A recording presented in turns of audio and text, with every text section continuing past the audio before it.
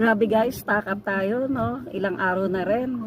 Andito lang tayo sa loob ng bahay. Dahil non-stop heavy rain lagi tayo. Parang ayaw na lumubay sa atin ng ulan. Mag-pray na lang po tayo, dasal na lang tayo na nawa. Huminto na ang ulan at harinawa gumanda na ulit ang panahon natin. Grabe, cancel lahat ng appointment. Cancel lahat ng mga kailangang lakarin. Ano na mangyayari sa atin neto? So, mahaba-haba na rin na araw ang pag-ulan at ang dami na ring lugar na nabaha. Unlike before, kapag umuulan ng ganito, may iilan lang na lugar kung merong mang babahain. Iilan lang talaga. Pero ngayon kahit saan na, kahit saang place na ikaw tumingin, grabe, puro baha na. Nakakaawa ang mga naapektuhan ng baha na yan. So, nakaka-alarma na guys. Grabe, magdasal na lang talaga tayo sa panahon natin ngayon.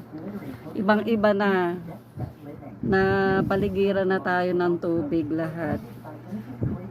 Yung mga pag-ulan na sunod-sunod na pag-ulan, tapos kakaiba talaga ngayon, sabay-sabay pa ang mga bagyo. Pagkatapos na Krising, nagpunta si Dante, dumating si Emong. Pagkasabi ko pa nga sa isang vlog ko, Entong, di pala Entong, Emong pala.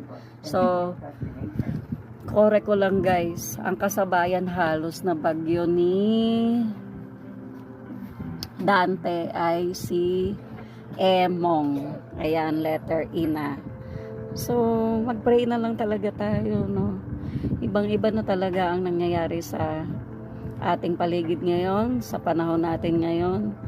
Nakaka-alarma na. Sobrang nakaka-alarma na talaga, guys.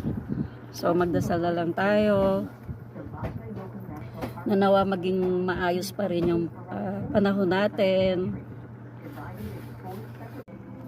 Kasi si Lord lang naman nakakaalam ng lahat guys, no?